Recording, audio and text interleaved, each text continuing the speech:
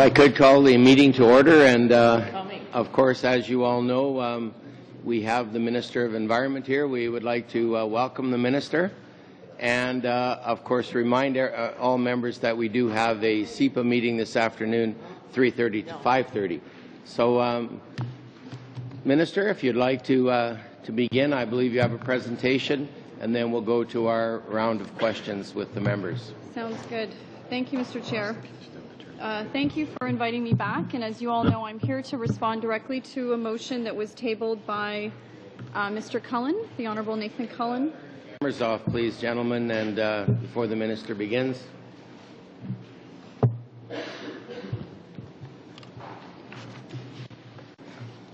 Fine, now we can begin. Thanks. Thank you, Mr. Chair. I'm pleased to be here, obviously, and looking forward to sharing a constructive dialogue both here and also on our new legislative committee dealing with Canada's Clean Air Act. But again, I'm here specifically to deal with a motion that was tabled by Nathan Cullen and to clarify some of my previous points when appearing in front of this committee, and also to take questions from you. And I have to say that I do appreciate the chance to bring some context to the work of this committee, and indeed some much-needed honesty and clarification to Canadians around how the previous governments had spent some of our taxpayer dollars on the environment, and also the progress that was actually made, and why our government feels strongly about moving forward towards setting new targets. Je suis très heureuse d'être ici. I'm pleased to be here, and I want to say I'm looking forward to sharing in a constructive dialogue around the actions Canada's new government is taking to improve the health of Canadians and our environment. I have to say, I appreciate the chance to bring some context to the work of this committee, and indeed some much-needed honesty to Canadians around how previous governments have spent taxpayers' dollars on the environment, what little progress was actually made, and why our government is now stepping forward to get things done. I would like to take this opportunity today to speak directly to the motion tabled by my honourable colleague, Mr. Cullen. When our government assumed office less than a year ago, it soon became clear to us that measures being pursued by the previous governments to address climate change were insufficient. Ceci n'est pas un raisonnement politique. This is not a political observation. This is a statement of fact. Years after signing and ratifying the Kyoto Protocol, and despite having spent or committed billions of dollars of taxpayers' money, the previous government had still not implemented a domestic plan to address climate change. On the trust of Canadians, previous governments spent liberally, but delivered precious little in return.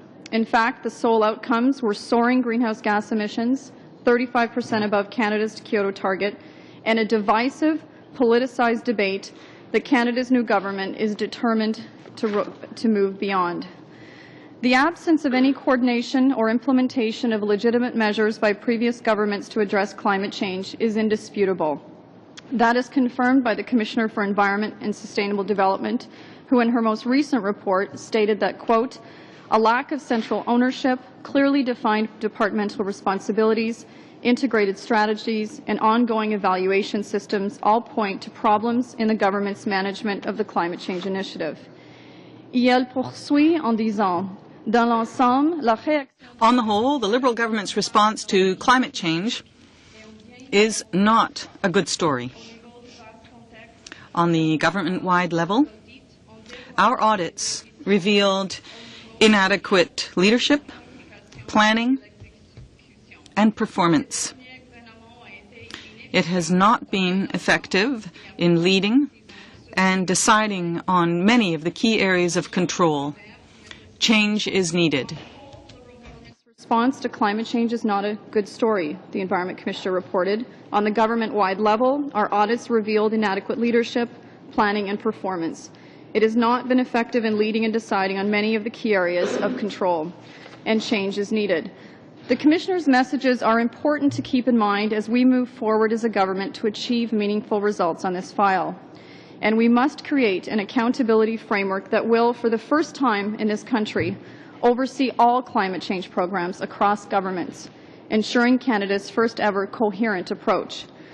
To that end, I've also asked the President of the Treasury Board to have the Auditor General audit all climate change spending across government. Indeed, the Commissioner's observations are reaffirmed as we examine Mr. Cullen's motion and consider just what Canadians and our environment received in return for all the taxpayers' money previous governments so freely spent.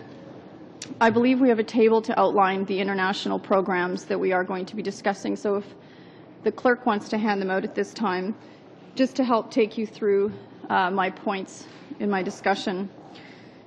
It's important to take you through what the previous government spent or planned to spend internationally in 4 main areas, and how, if at all, that spending has helped Canada toward achieving our Kyoto target. In the Clean Development Mechanism and Joint Implementation Office, the Canada Climate Change Development Fund, the Multilateral World Bank Carbon Funds, and their proposed Climate Fund. The Clean Development Mechanism and Joint Implementation Office within the Department of Foreign Affairs and International Trade was allocated a total budget of $25 million between 2001 and 2006. Tax dollars invested through Canada's CDM office were intended to support the development of an international market for carbon credits and eventual Canadian private sector participation in that market. The Government of Canada will neither receive credits for this investment nor move closer to our Kyoto target. Instead, a modest portion of this investment facilitates the purchase of international carbon credits for private sector companies, not the government. At this point, we have no clear indication of how many international credits have been or will be generated by the money that we invested. CDM is a project-based market mechanism that is intended to provide Canadian companies with the means to access markets and investment opportunities to stimulate development and marketing of Canadian technology companies.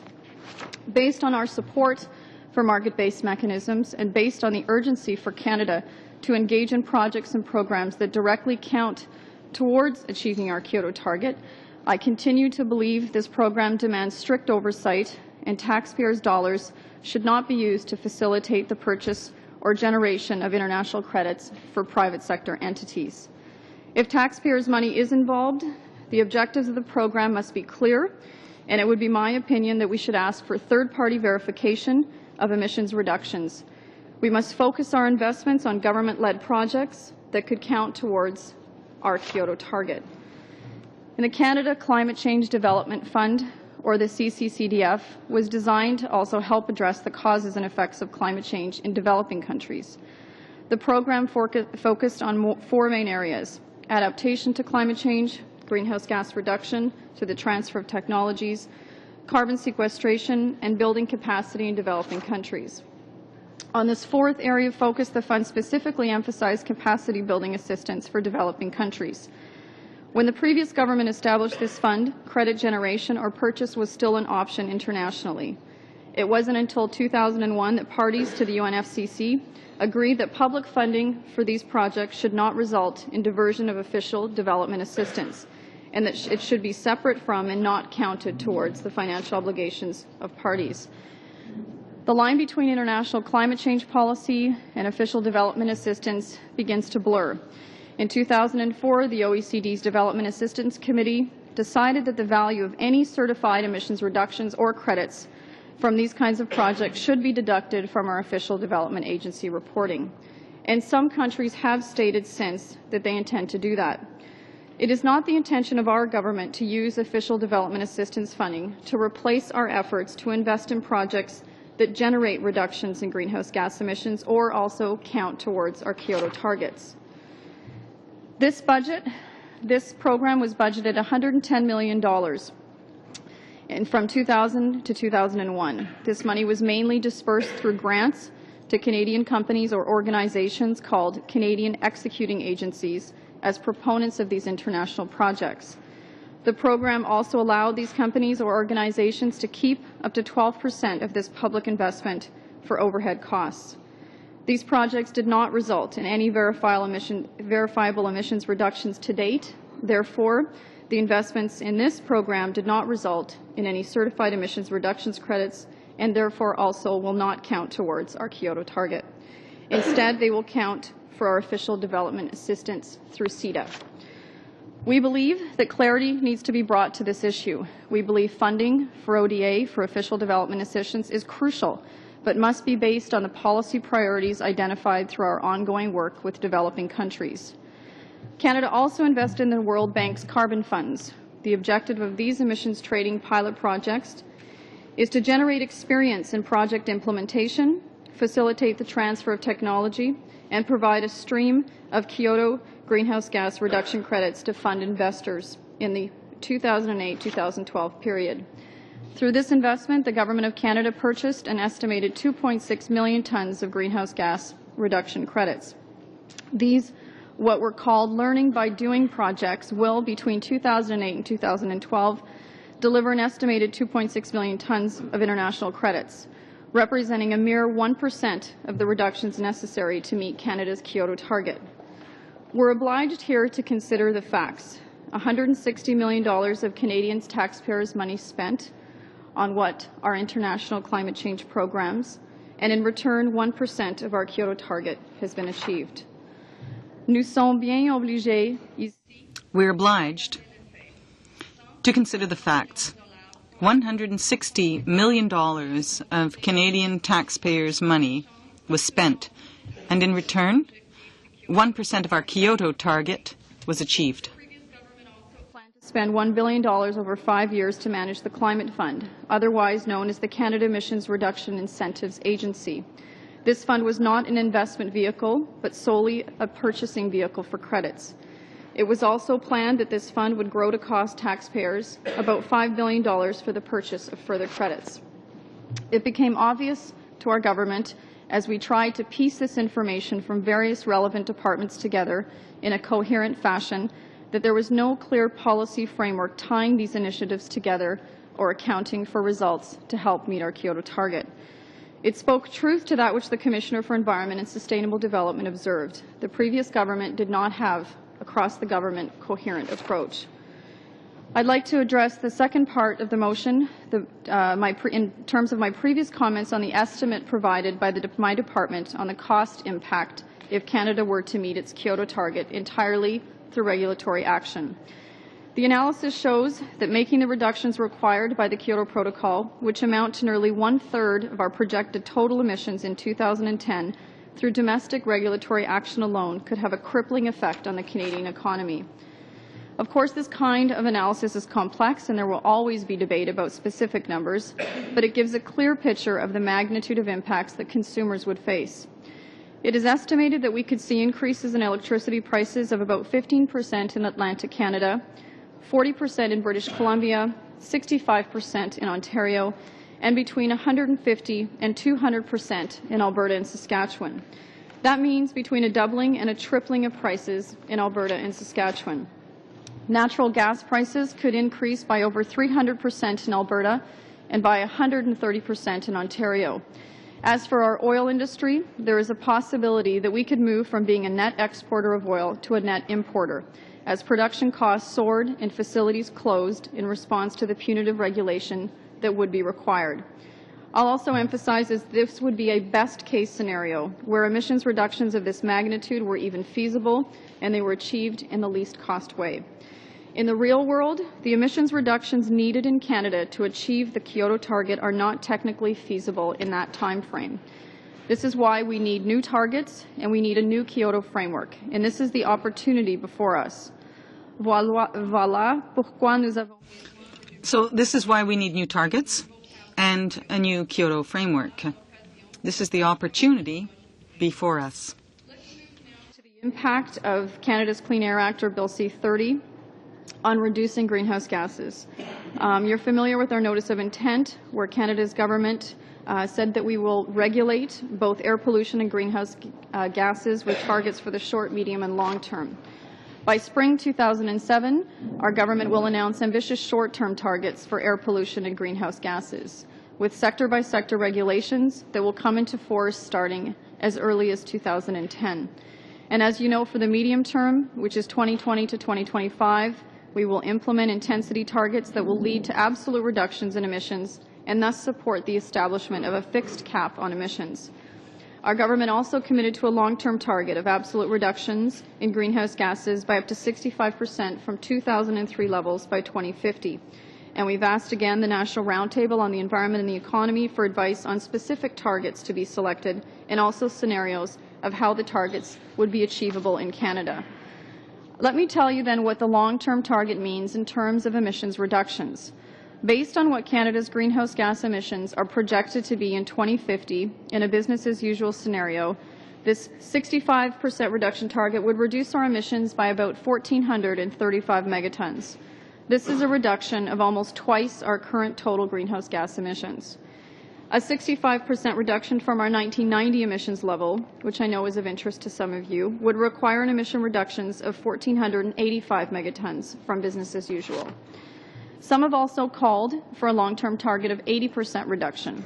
This would reduce emissions by 1,575 megatons, which is actually only about 10% more than the emissions reductions that we would see under the 65% target based on 2003 emissions that was put forward or recommended by the National Roundtable. In the June 21st, 2006 report entitled Advice on a Long-Term Strategy on Energy and Climate Change, as you know, the National Roundtable in the Economy provided a possible scenario on how a 60% reduction from 2003 emissions levels might be achieved. The key elements of this scenario include increasing energy efficiency, carbon capture and storage, cogeneration, and increased use of renewable energy. These, I would suggest, are the issues that we should be discussing and debating today. By spring of 2007, our objective is to have finalized discussions on a number of important issues, including our short-term reduction targets for both air pollutants and greenhouse gases, the proposed compliance options associated with those regulations, reporting requirements, and timelines. As you know, the previous government intended to spend some $10 billion on this proposed climate change plan. And here's what Canadian taxpayers may have received for their money. I'll quote from a recent C.D. Howe report written by Professor Mark Jacquard, who heads the Energy and Research Group in the School of Resource and Environmental Management at Simon Fraser University. He found that the previous government's proposed climate change measures would have cost Canada $12 billion by 2012, with much of that money being spent outside of Canada. Professor Jacquard estimated that the previous government's proposed measures may have reduced emissions by only 175 megatons, which is far short of the almost 300 megatons we need to meet our Kyoto target. Professor Jacquard also concluded that if the previous government's plan was implemented for the long term, Canadian taxpayers would have spent at least $80 billion over the next 35 years without reducing greenhouse gases below our current levels. What is needed today is a new Kyoto framework with a strong and accountable domestic vision. The key difference in Canada's new government's approach is our recognition, and this speaks to the other part of the motion, the need to take coordinated action on air pollutants and greenhouse gases. It only makes sense because most sources of air pollutants are also the sources of greenhouse gases. And this will be the first time the federal government takes this kind of coordinated action.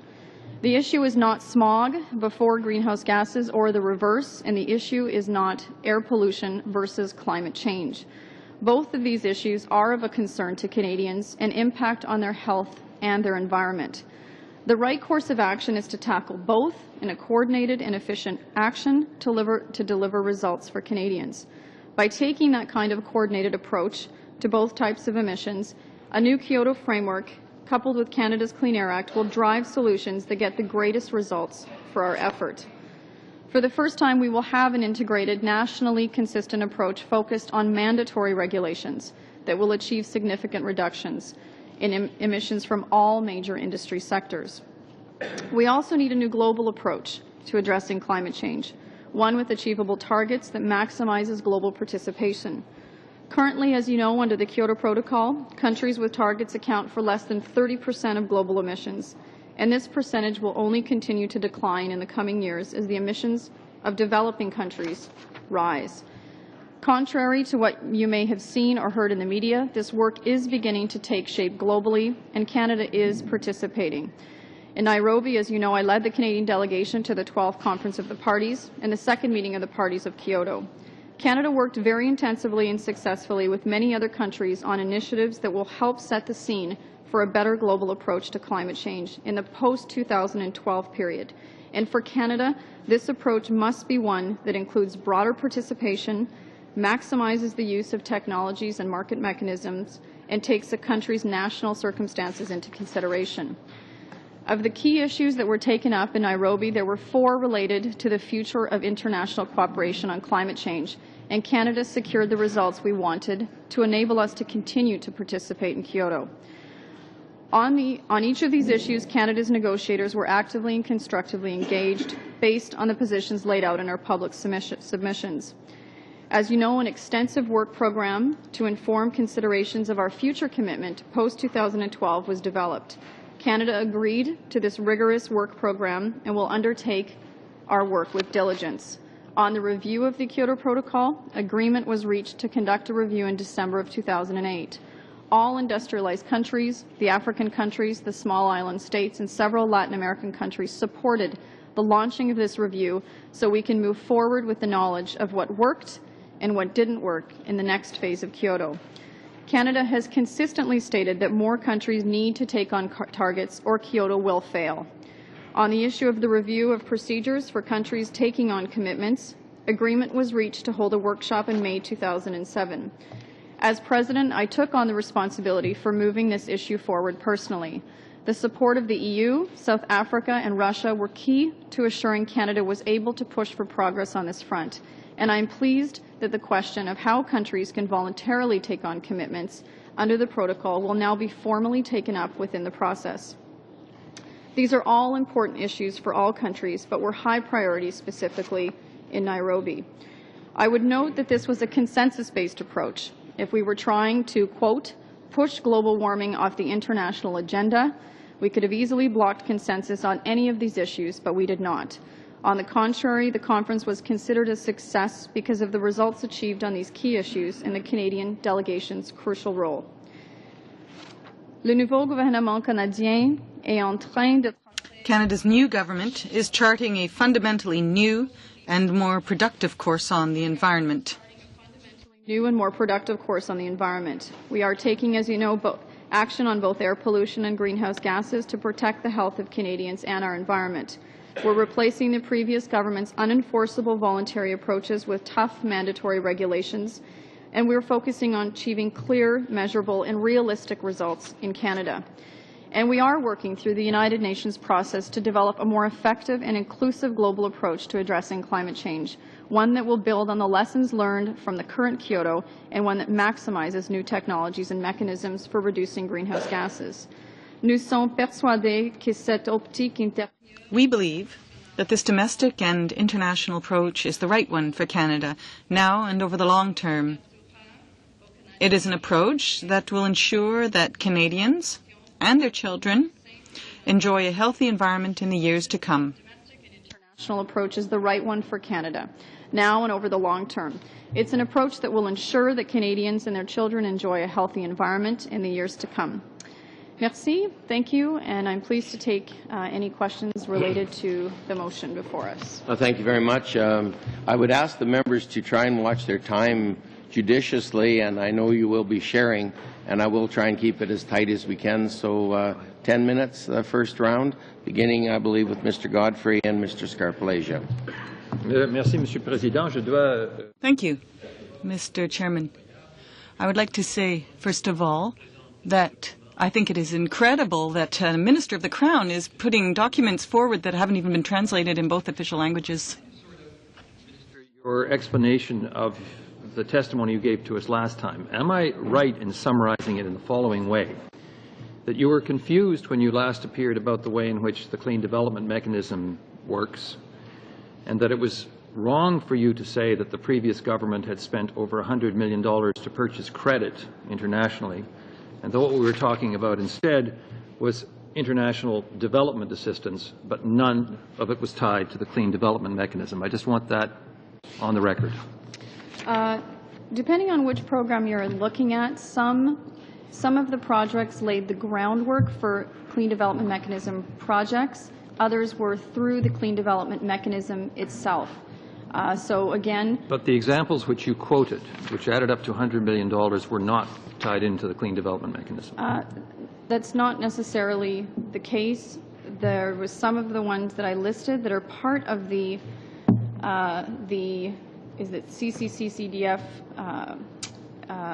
program that laid the foundation for Clean Development Mechanism. They're in the list referred to as CDM in brackets. So again, I can assure you there's a number of these international programs.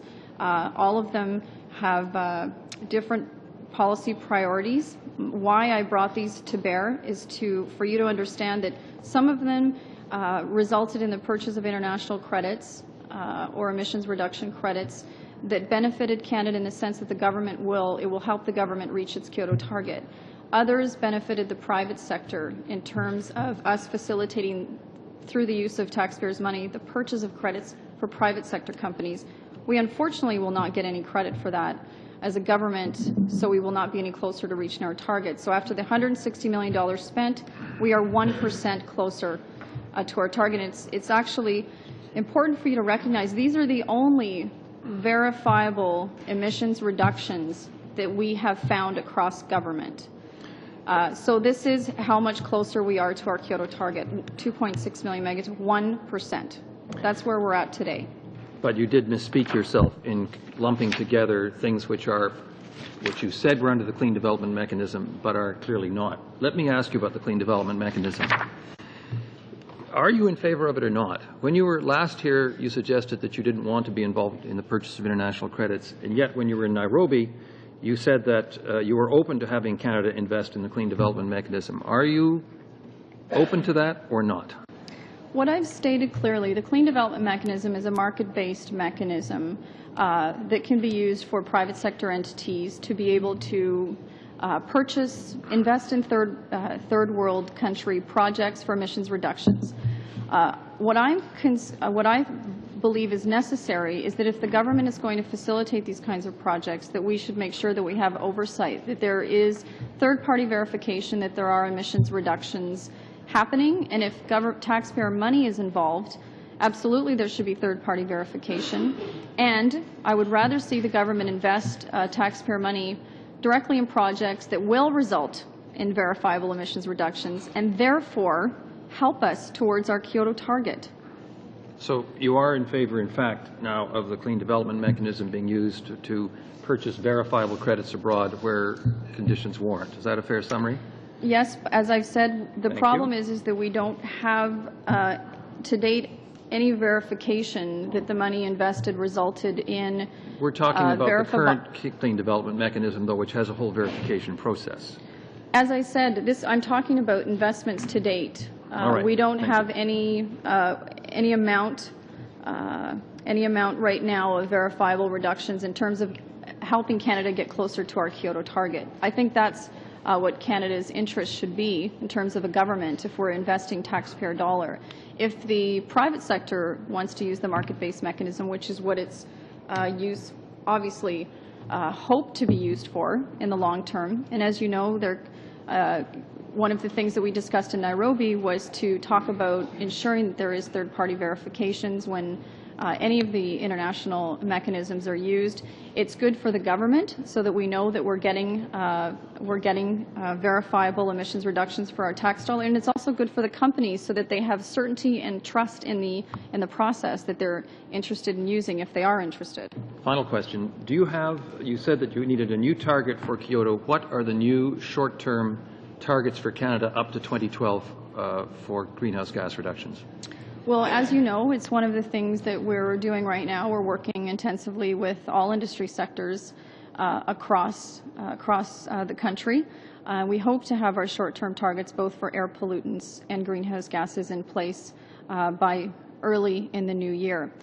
And again, I invite the committee, working through this committee or also through the Clean Air Act Committee, to talk about, ask witnesses, bring forward witnesses and ask them questions on what would be achievable in terms of meeting by 2012 a target for emissions reductions. It's key to Canada that we move forward. I know you've had a number of people in front of you who've talked about scenarios about how potentially we could meet the present Kyoto target And many of those have stated to you that it would involve a great deal of taxpayer money being spent overseas.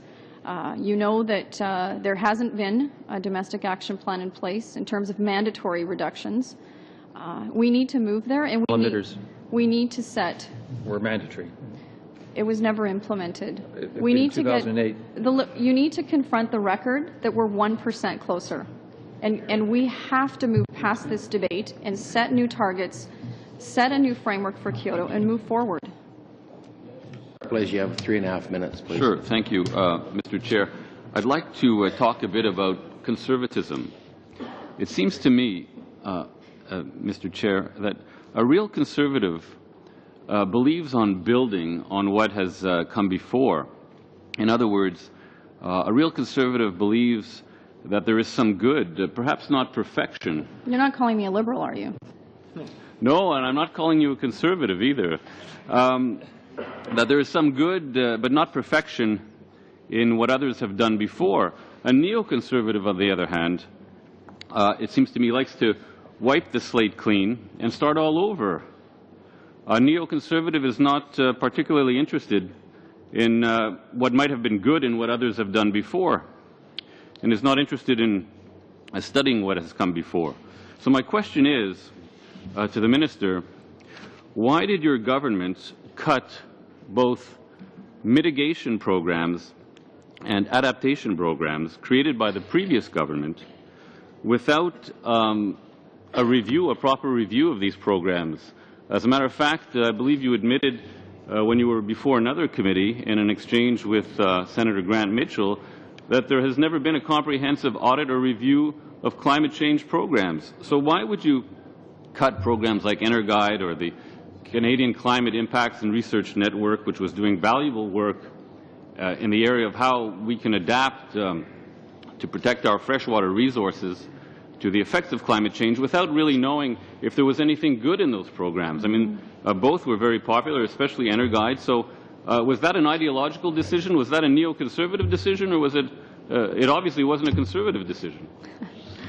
Well, I won't get into debating philosophy with you, but I do appreciate the opportunity to clarify the comments made. And I've spoke to the Environment Commissioner about this as well, and I have, as I said, subsequently spoken to the President of the Treasury Board about this. There's a number of programs that were across the government, but there was not a coherent policy framework around climate change. But I would suggest, if I may, Minister, that they are not mutually exclusive. A program can be good. Please, through the chair, please. Just let me answer your question. I'd be happy to. Every program that was terminated by our government went through a review. But there are programs, for instance, the ones that I've just discussed with you today that you asked me to come forward to talk about, that have never undergone a review. The Auditor General, or the Environment Commissioner, personally said to me, it would be helpful if there was a comprehensive review of all climate change programs across government. That's never been done. But no program was cut without a review. That is why I've asked the President of the Treasury Board to take a look and audit all of the program spending across government that was done in climate change program. And we are working towards putting in place an accountability framework so that we have policy direction, policy alignment across government. There's a number of departments, as you know, that deal with climate change. The International Development Agency, Foreign Affairs, NRCan, Environment Canada. There needs to be an accountability framework across all of the spending, and also there needs to be some policy coherence moving forward. We've already started to do that work, and I think that that is the responsible thing to do. Mr. Chair, I would submit that nobody is against coordination and accountability. But what I'm saying is that you can have a program that is good even if it's not existing within the most perfectly coordinated system. And what I'd like to know is what was wrong with the ENERGUIDE program. Chair, please. Yeah, we're past your time. Possibly we'll get to the answer to your question as we go along here. Mr. McGrath. Merci beaucoup. Thank you, Mr. Chairman. And welcome, Minister. Last week, you stated before a Senate committee that industries will not be the only one to tackle greenhouse gas emissions and climate change, and consumers will also have to do their part. Now, your colleague, the Minister of Finance, also made a statement, at his economic update a few weeks ago. And on page 75, he stated that all regulations under climate change will have to ensure that no one industry has to assume all or most of the cost. Now, we heard your notice of intent when Bill C-30 was tabled. And obviously, your choice was to calculate emissions based on intensity. So in other words, to have intensity-based targets. My question is this. Given your statements last week and given the statement of the Minister of Finance, given also that the choice you have made in your own notice of intent, that is to say to choose intensity targets rather than absolute targets, would you not acknowledge that ultimately what you've done is get down on your knees before the oil industry and decide to avoid giving them the burden to shoulder? Is that not a lack of courage, political courage on your part, that is, in choosing intensity targets? Because what that means is that, as the Minister of Finance stated, the oil industry will not have to assume any significant costs, as he said on page 75 of his economic update. First, to address the issue of consumer participation. Absolutely, there needs to be a balance of efforts, both from the industry side. Industry and government will not be able to solve this issue alone. Consumers will need to participate more. There's a great role for government to play in that, and we have every intention to help consumers make those kinds of choices. But again, it also gets down to individual responsibility and how people make choices in their own homes. In terms of intensity targets, as you know, the oil sector is one of the largest emitters of greenhouse gases. And this is a serious concern for the government. I'm fully aware of that. You also know that at this point, it's not technologically feasible for us to make the kinds of emissions reductions that we would like to short term without bringing on stream the important technology we need, like carbon capture and storage in the oil sector, to make those kinds of total emissions reductions. So those are the kinds of conversations we need to have. We expect all sectors to make gains, environmental gains, and clearly the oil sector is one of the largest emitters.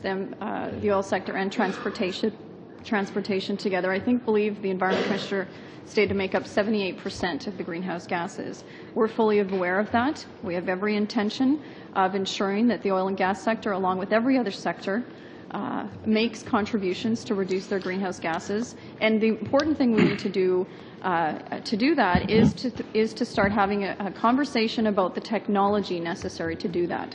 Kate, autre question.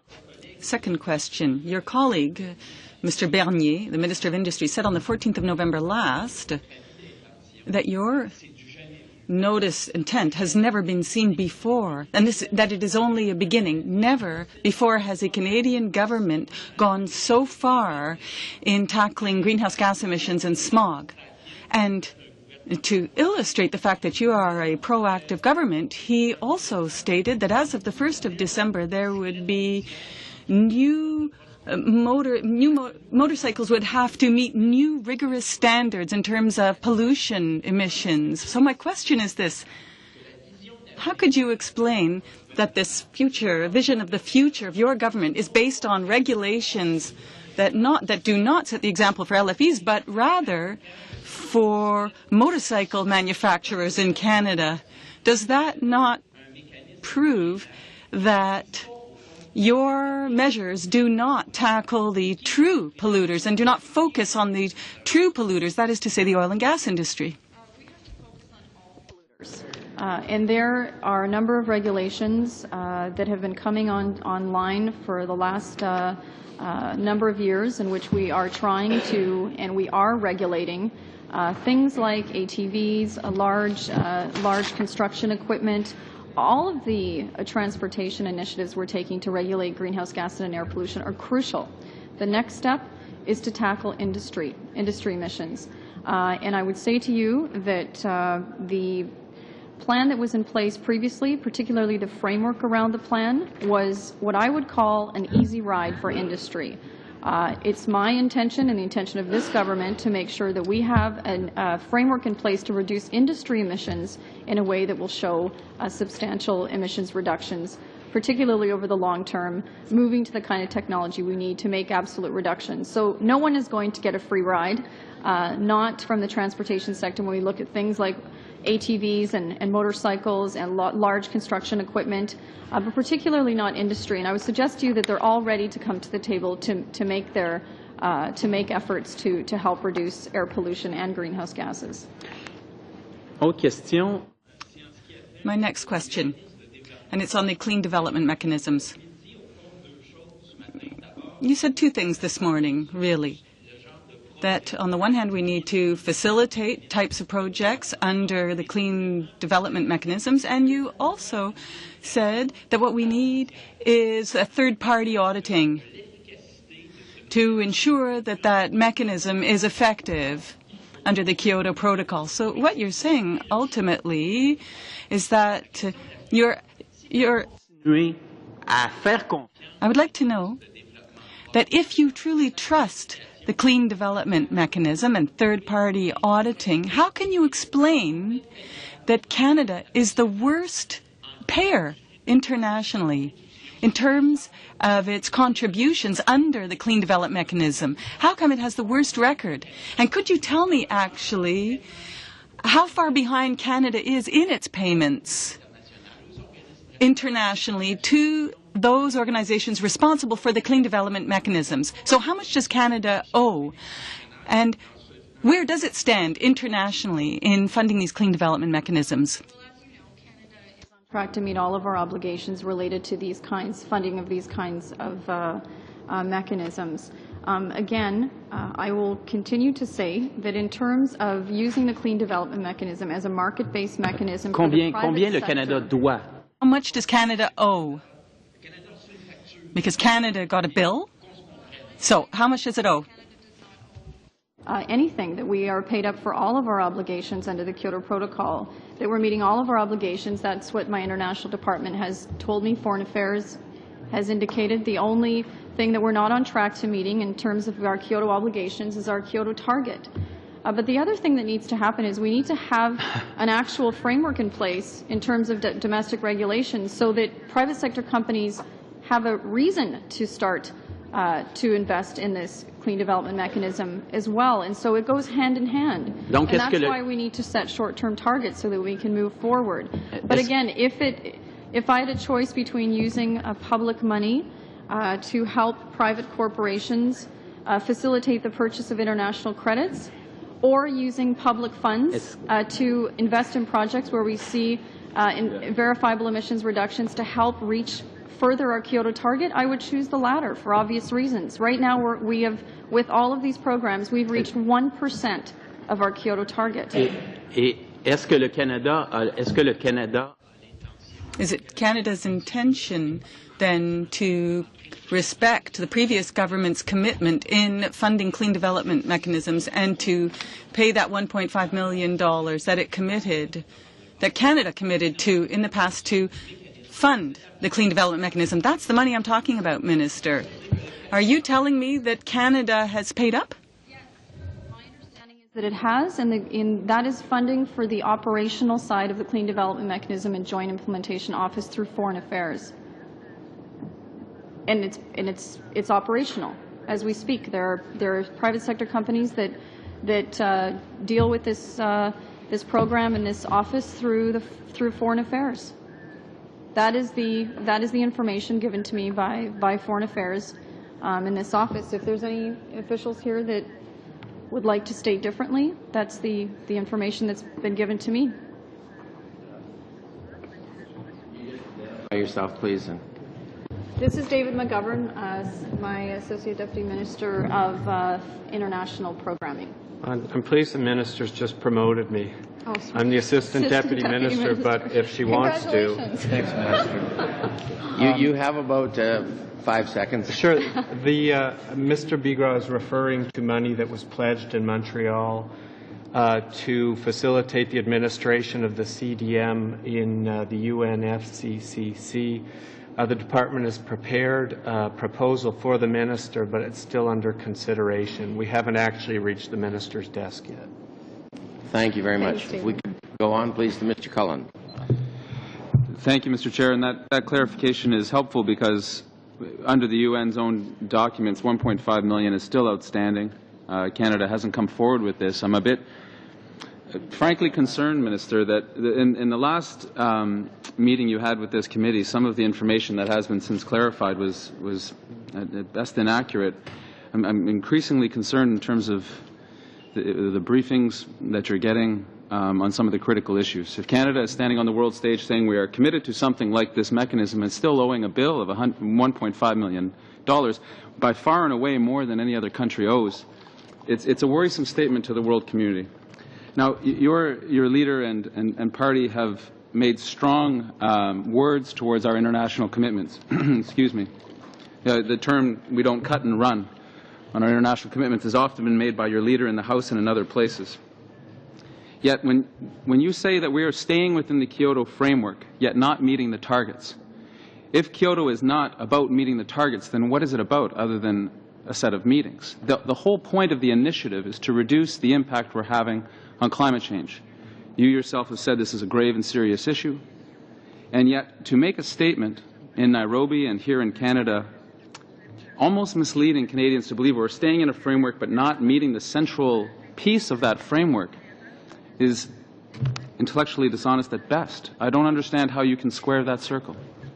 Well, I guess we square that circle the same way as the other 15 countries that are in the same challenging position Canada's in. We enter this with what's left over from the last government. 1% of our Kyoto target has been achieved. With no domestic plan in place, we've been working very aggressively over the last number of months to put in place new targets and a new framework, one that does not subsidize industry, which was a major concern I had with the last framework, was the amount of taxpayer dollars subsidizing large industry. I think industry should take on those kinds of reductions, the cost of reductions themselves. And again, to clarify on the $1.5 million, I have always stated that we would meet all of our Kyoto obligations.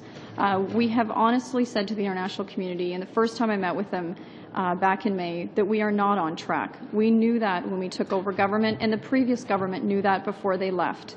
And to continue this debate, this divisive debate on whether or not the target can be met, you've had witness after witness come before you to tell you the only way to meet this target is to spend billions and billions of dollars overseas. So let me understand if the something, NDP and the Liberals and the Bloc believe that this is the best Canada can do to bring forward a framework to stay within Kyoto, to make emissions reductions, to work with our international partners, that's a sad story. So, we can do a lot better than that. So allow me this to understand then, because when your government made the decision under some assessment and calculations that we could not make targets, it seemed it would be incumbent upon you to set another target in that moment. Clearly you have the historical knowledge from all the departments. The election did not turn over all those people. The knowledge was in the offices. To be 9-10 months down the road and still not have those targets for Canada to understand. When you stood Mr. Cullen, have you taken a look at the plan that was on the table? Have you looked at the analysis of the plan, which includes billions of dollars in spending overseas? Having there are been Canadian so companies recent in right here these in Canada chairs, that need Minister, our you support. know that it'll be me that will be posing the questions today. So when you were in Nairobi and you stood on the world stage and announced what Canada's long and medium-term targets would be, you neglected to mention that the baseline was suddenly moved to 2003. No, now, that's not true.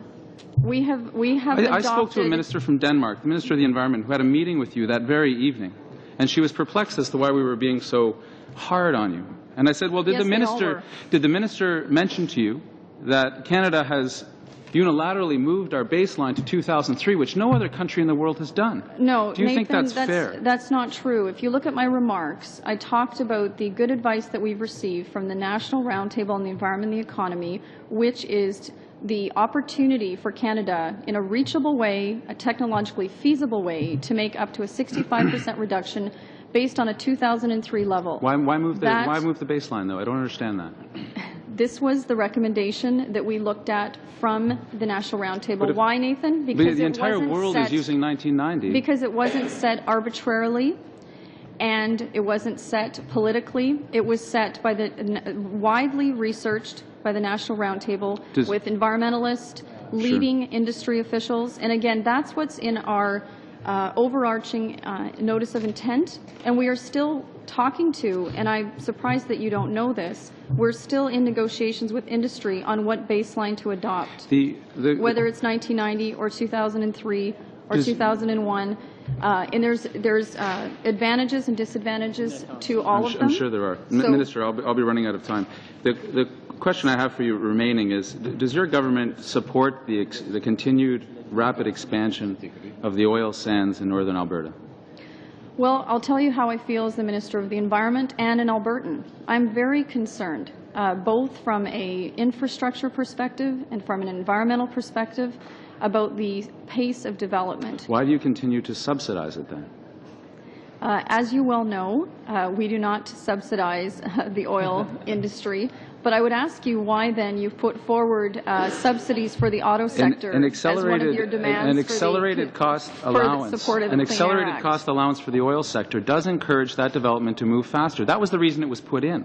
It is taxpayer money that you keep referring to going into the most profitable sector in the country right now to encourage them to do more. Well, all the while, your government proclaims to want to reduce emissions. You've set intensity targets, which are not going to cut it, frankly. You must go to a hard cap. And you have encouraged the companies to go out and actually do more damage to the environment. And you're the only Minister of the Environment, perhaps in the world, who has brought forward a doomsday scenario about meeting our Kyoto targets. The only environment minister who has stood up and said that every industry will shut down and doom will fall us, when all the other countries are talking about the reverse. That if we don't act, these are the serious economic consequences. I don't understand how you can do that. The other environment ministers that you refer to do not face the fact that we have before us an unachievable target. The international community even recognizes that when they find out that we're 35% above our target, and we've made a 1% move in that direction. What we need is targets as quickly as possible, with a framework that is achievable and a framework that gives maximum opportunities for the development of Canadian technology, not investment outside of Canada. So why cut more than $1 billion in climate change funding for programs that were acting in Canada if your stated goal is to achieve reductions? The first move you did was to cut more than 22 programs. As you know, in our last budget, we put $2 billion towards the development of climate change, programming and regulations. And as you can well imagine, all of that money will be used, and it will actually be more money than has ever been spent before on this important environmental issue. So what I would ask you to get past this debate about whether or not we can reach our Kyoto target. Michael Ignatieff recognized it. The new leader of the Liberal Party at one point recognized it, but then changed his tune. People around the world recognize Canada is in a challenging place, more challenging than the other 15 countries that are also not on track to meet their target. If we continue on with this debate, we are not going to come to an agreement on targets. Industry needs targets as soon as possible, and that's why we're working hopefully together to set those targets in a new framework by January. To continue this debate is fruitless. I think it might be you promoting this debate. I haven't actually raised it as such. The Minister Lunn, Minister Strahl, and yourself made a commitment to the biofuels industry to have a meeting early in the fall to conduct what the programming would be to increase the use of biofuels in Canada, not just the announcement. That meeting's never happened. Why not? Well, one of the issues, we're working on the regulatory framework around that. As you well know, right now under CEPA, we don't have the regulatory authority that we need to blend fuels in the most effective and efficient manner to be able to regulate both ethanol and biodiesel. So I'd ask all of you again to help pass the Clean Air Act so that we can move forward with a national regulation for ethanol and biodiesel in this country and start to engage, like all of our other partners, trading partners, in a bioenergy strategy for this country. We need those regulatory authorities and the amendments to CEPA that are involved in Canada's Clean Air Act to be able to do that. Again, in terms of a framework that we're trying to put forward, we'd like to see potentially the opportunity for industry to have a trading system. Canada's Clean Air Act provides the amendments to CEPA to be able to have an efficient and effective trading system. If we don't pass those amendments and get Canada's Clean Air Act through, we won't be able to do the kinds of things we need in this country to have a modern has said emissions that the Canadian reductions government must trading involve system. itself in that trading system in order for it to work. Absolutely. But you've said you'll set up the framework and let it be. No, while the trading system has said you must involve yourselves in the purchase of credits in order to stabilize. No. The government of Canada, governments are responsible for setting up the regulations and identifying the trading permits, the allocation of trading permits. But no government needs to purchase those permits on behalf of the private sector, which is no, there's no need for taxpayer money to be involved. That's what was suggested by the last government. Well, they were wrong the on many counts on this file. Reduction There's Emissions no argument. Go on to was Mr. exactly Warwick, that. please. Thank you, Minister, for being here today. I'll be sharing my 10 minutes with Mr. Vellacott first, and then Mr. Watson. I'll take the first 3 or 4 minutes.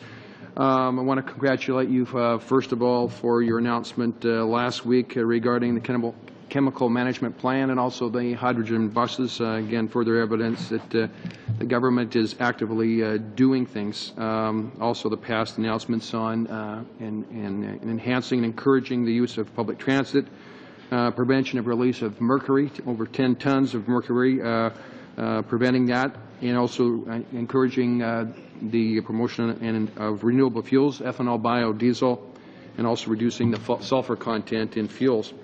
I want to ask you some questions about your visit to Kenya, Nairobi.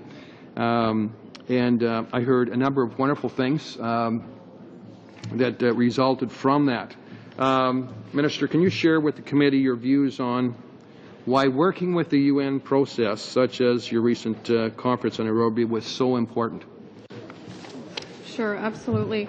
Well, as you know, there's two separate groups that we work with, one within the Conference of the Parties and also the Conference of the Parties and the meeting of the parties to the Kyoto Protocol.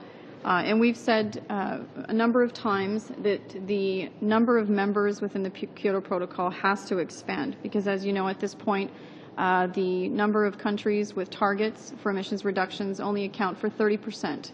And as you know, emissions in countries like India and China, the developing world, are rising. And so countries like Canada will have even less impact in terms of reducing global warming. So there was a number of things that happened. I spoke to a few of them today that allowed Canada, that we secured success on and consensus on as a group moving forward, that allowed Canada to feel confident staying within the Kyoto Protocol and seeing that there is going to be movement towards expanding this discussion and learning from mistakes made. There was a consensus on a full review of the Kyoto Protocol for 2008. There was also consensus that we move forward with looking at how we can get more countries to participate. And this was a proposal put forward by Russia that I myself and the Canadian delegation took forward, and we were able to secure the support of the EU and Russia and South Africa, the South African delegation, to make sure that we are able to discuss this formally. This is very important for Canada because we've said over and over again, these countries can't do it alone. We need to have broader participation, particularly from countries like the United States and China and India, who do not have targets under the Kyoto Protocol. And of course, a review is important because we need to recognize that there are some things that haven't worked and recognize the good things that are happening within the United Nations framework so that we can build on that and move to a more effective global approach. So there was obviously a lot of successes and a consensus reached by all the parties involved. Minister, there was, and Mr. Cullen spoke about intellectual dishonesty. I believe there was a lot of false statements made that Canada was shunned. In fact, we were very well received. You stayed an extra couple of days and signed an MOU regarding conservation. Kenya was so happy to have you there. And so thank you for that also, being a good example. But regarding the comments that Canada was shunned, in fact, that's not true.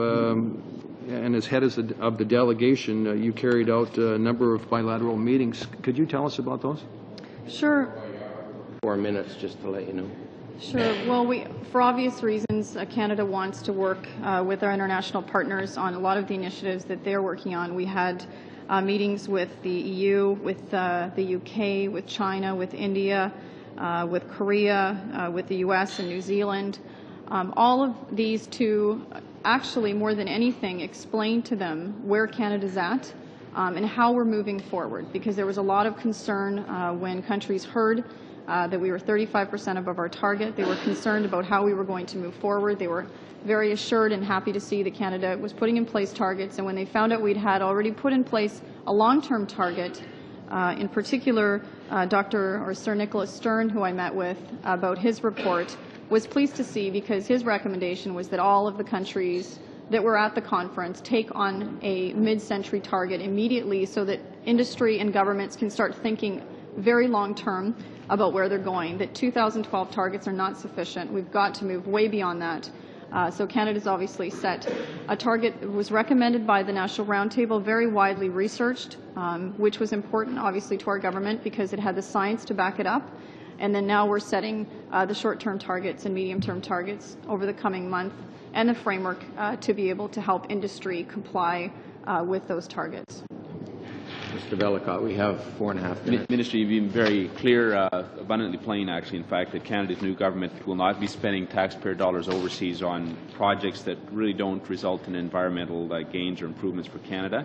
So maybe you can just state for the record again, clarify, confirm your position on international emissions trading. Well, I'll state again, there are international programs that Canada participates in that we think are very valuable. But we do believe that if taxpayer money is at play and is being invested, we'd like to see third-party verification of the projects that we're investing in, and also if they are projects that are supposed to have show emissions reductions, that they're verifiable emissions reductions, and they actually help towards us reaching our Kyoto target. As I said, so far what we've seen to date is a 1%, 2.6 million tons of reductions, which is 1% of our Kyoto target achieved. There are programs, like adaptation programs, that we work with other countries on that may not see direct emissions reductions, but we have verification that these projects are achieving their intended goal, and we support those and will continue to support those, but we will not use taxpayer money to purchase credits in a way that's not showing any verifiable emissions reductions for Canada or helping us get any closer to reaching our Kyoto target. So that's, and again, the Canadian Emissions Reduction Agency that was set up by the former government, which in the last budget was a $1 billion undertaking solely for purchasing of credits. This was not an investment vehicle, it was a purchasing vehicle, is not something that we will undertake to use. And to speak to Mr. Cullen's point, that was the intention of the previous government, to set up an artificial market for trading by using taxpayer dollars to facilitate the buying and selling of credits, both on the international market and the domestic market. We think that we can create a viable trading system that's market-based, and industry can participate in it, obviously, but the government's role is to regulate and identify tradable units, but we have no reason to be involved in subsidizing a market like that with taxpayers' money. We wouldn't take those kinds of risks with taxpayers' dollars. Thank you, Ms. Minister. I've enjoyed listening to your testimony today. Some of our colleagues probably haven't. They've been conducting some media interviews in the committee room while you've been talking, but I've found your testimony quite interesting, actually. When the public is listening about Kyoto, there's essentially two things we're talking about. First, there's the looming target and timeline, which the Environment Commissioner herself has rejected. Many witnesses at this table have rejected as unattainable, set without analysis, and yet the opposition wants to foolishly handcuff us to it, and notwithstanding the fact we've only achieved 1% of our target. The second thing we talk about with Kyoto is the international dialogue through the United Nations. So it's entirely consistent to be against the first and yet participate vigorously in the latter. Now, you've told us about working within the UN process. Can you tell us a little bit about why it's important to work through other international fora beyond the Kyoto framework? Sure. Well, as you know, there's a number of different dialogues that are happening around the world. With the G8, Canada participates. Our chair went to that meeting, the Glen Eagles dialogue on climate change. There's also the Asia-Pacific Partnership. One of the interesting things about the Asia-Pacific Partnership is that there are members in that partnership that have taken on, whether they be voluntary or not, some targets for reductions of both air pollution and greenhouse gases, or have shown promise to do that. And those are countries like China, which obviously many people around the world are increasingly concerned about the environmental record. But what we're seeing from countries like China under the Asia-Pacific Partnership is a willingness to come to the table as an equal, which is not the case in the Kyoto Protocol. So I think the important thing for Canada to do is to leave the door open and participate in as many international dialogues as we can, so that we can obviously show Canadians that we're actively pursuing the promotion of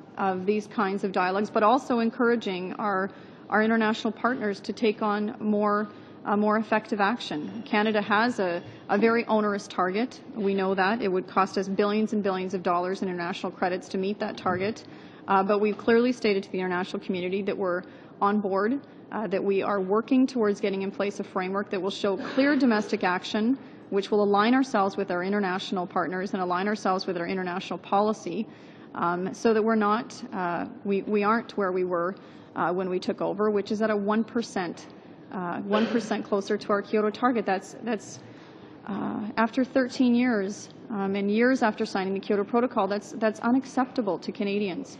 And so I hope that this committee and Canadians start to focus on the debate that needs to be had in this country, which is what is achievable for Canada, put in place a new Kyoto framework, set emissions reduction targets pronto, as soon as we can, and have that honest dialogue with industry about the important reductions that they need to make. I think they're ready for that. They're willing to be at the table to do that, and we need to work as a parliament to make sure that we show that we have unity on this issue. Otherwise, industry will get the best of us, and they will divide and conquer us, and we will end up in the same place we were for the last however many years, without any new targets and without any action to reduce greenhouse gases. Thank you very much, Minister, for being here. And I know some of the members have indicated they have further questions. If they could send those through the chair, we will get them to you. I'm sure you'd be happy to answer through the chair any other questions that might be asked. So thank you very much. Meeting adjourned. We'll see you at 3:30.